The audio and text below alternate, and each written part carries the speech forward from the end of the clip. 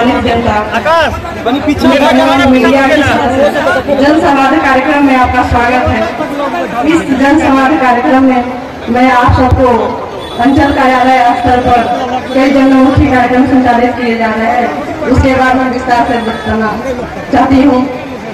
अंचल से आपदा से प्रभावित अंचल के संपूर्ण आपदा से प्रभावित अंचल है। आपदा से पीड़ित परिवारों को सरकार द्वारा अनेक सहायता प्रदान की जाती है, जैसे कि डूबने से, अग्निकांड से, वज्रपात से, सर्पदंश से।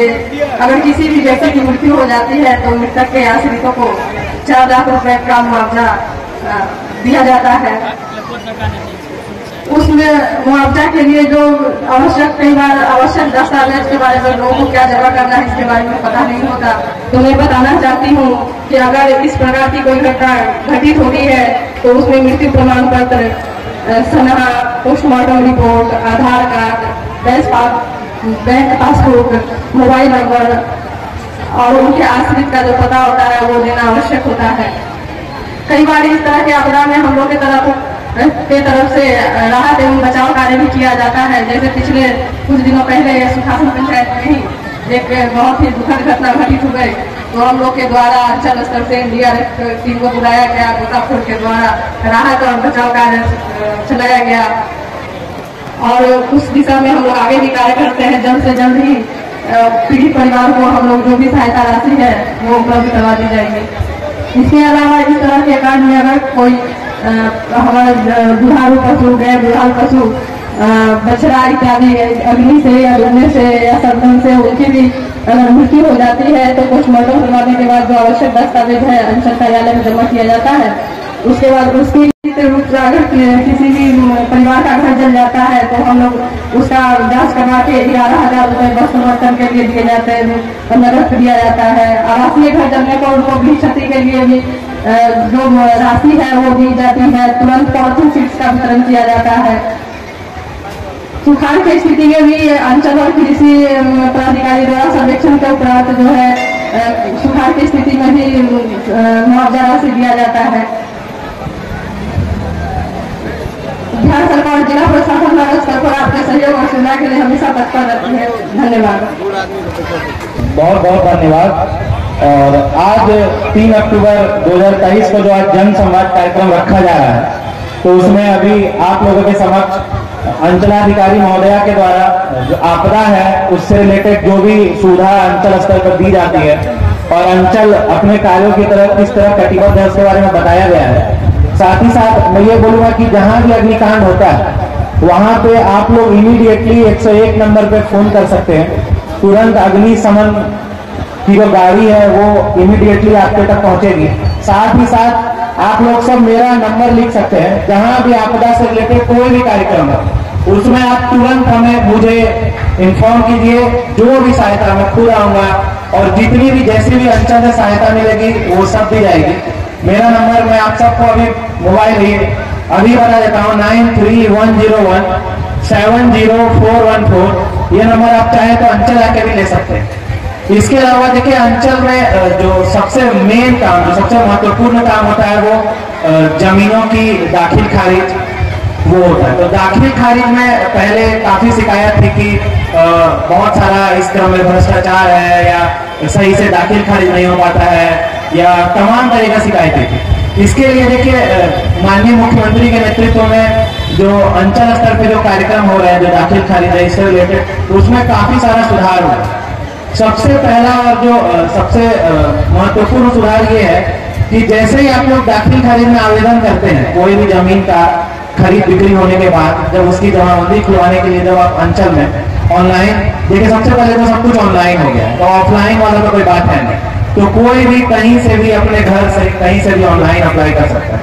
साथ ही साथ जो लाइव ऑर्डर शीट है कि देखिए सबसे पहले क्या होता है कि आप आवेदन करते हैं तो अंचलाधिकारी के लॉगिन पे आता है, फिर अंचलाधिकारी संबंधित राजस्व करते हैं। जैसे अगर सुखासन पंचायत के किसी आदमी के द्वारा अगर दाखिल खारिज का आवेदन दिया गया है ऑनलाइन, तो अंचलाधिकारी महोदया के द्वारा पहले वो संबंधित सुखासन पंचायत का जो कर्मचारी है उसके लॉगिन में भेजा जाएगा।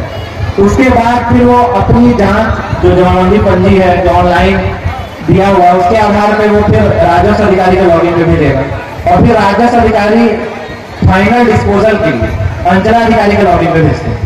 तो इसमें एक चेंज क्या हुआ है कि आप खुद से मोबाइल से, तो देखिए आजकल सब लोग स्मार्टफोन यूज कर रहे हैं, तो आप लोग अपने मोबाइल पे लाइव चेक कर सकते हैं कि आपका जो वाद है दाखिल खारिज, जो म्यूटेशन का जो केस नंबर है वो डाल के और वर्ष डाल के आप सबसे पहले जिला सर्च कीजिए, जिला के बाद किशनपुर अंचल सर्च कीजिए, उसके बाद वर्ष कीजिए कि 2022-23 का है या 23-24 का है, उसके बाद जो आपको एक म्यूटेशन का केस नंबर दिया गया है वो सर्च करके आप ये चेक कर सकते हैं सबसे पहले कि आपका केस पेंडिंग कहाँ है, कर्मचारी स्तर पे है या राजस्व अधिकारी स्तर पे है या अंचलाधिकारी के स्तर पे। उसके साथ ही साथ आप ये भी देख सकते हैं उस समय कि किसी ने उस समय आपके वार्ड पे अपना क्या मंतव्य दिया, राजस्व कर्मचारी ने क्या लिख के दिया है या राजस्व अधिकारी ने क्या दिया। तो इस तरह का कोई भी समस्या नहीं रहेगा। सपोज हो सकता है कि कई बार कोई ना कोई अधिकारी, प्रखंड विकास पदाधिकारी एवं प्रखंड स्तरीय पदाधिकारीगण, कर्मीगण, हमारे माननीय ग्राम पंचायत सुशासन के मुखिया जी एवं उपस्थित ग्रामीण सभी का मैं इस जनसंवाद कार्यक्रम में हार्दिक अभिनंदन करती हूँ, वंदन करती हूँ। मैं बाल विकास पदाधिकारी के जगह महिला पर्यवेक्षिका रंजिता कुमारी, उनके जगह पर मुझे इस जनसंवाद कार्यक्रम में अपने विभाग के बारे में बोलने का अवसर प्राप्त हुआ है। मेरे विभाग के द्वारा बाल विकास अंतर्गत 6 सेवाएं दी जाती है। पहला, शाला पूर्व शिक्षा, पूरक पोषाहार, स्वास्थ्य जांच, टीकाकरण, संदर्भ सेवा, पोषण एवं स्वास्थ्य शिक्षा। ये सभी सेवाएं आंगनबाड़ी केंद्र के द्वारा दी जाती है ग्राम पंचायत स्तर पे। मेरे यहाँ मुख्यतः 2 योजनाएं अभी चल रही है, मुख्यमंत्री कन्या उत्थान योजना एवं प्रधानमंत्री मातृ वंदन योजना। मुख्यमंत्री कन्या उत्थान योजना अंतर्गत जो पहली और दूसरी कन्या संतान होती है, पहली और दूसरी कन्या संतान, सिर्फ ये नहीं है जो तीसरी बच्ची हो जाए, सिर्फ पहली और दूसरी कन्या संतान के लिए मुख्यमंत्री कन्या उत्थान का फॉर्म ऑनलाइन किया जाता है।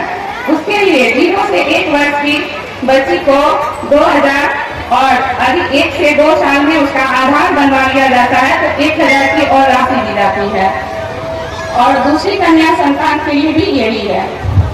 फिर प्रधानमंत्री मातृ वंदन योजना, इसके अंतर्गत हमारे यहाँ 2 किस्त में फॉर्म भरा जाता है।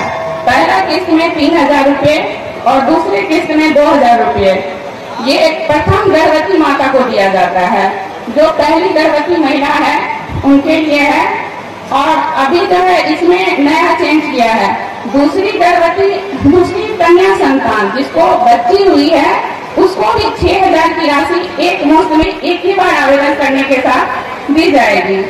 इसके लिए कुछ नियम लगाए गए हैं, जैसे आधार उसका जरूरी है, उसके बाद ई श्रम कार्ड या राशन कार्ड या और उसकी आय जो है 8 लाख से कम हो। जिनकी आय 8 लाख से कम होगी उनको ये सुविधा दी जाएगी। और अनुसूचित जाति जनजाति के लिए ये कंडीशन नहीं लागू किया गया है, वो सभी आवेदन कर सकते हैं।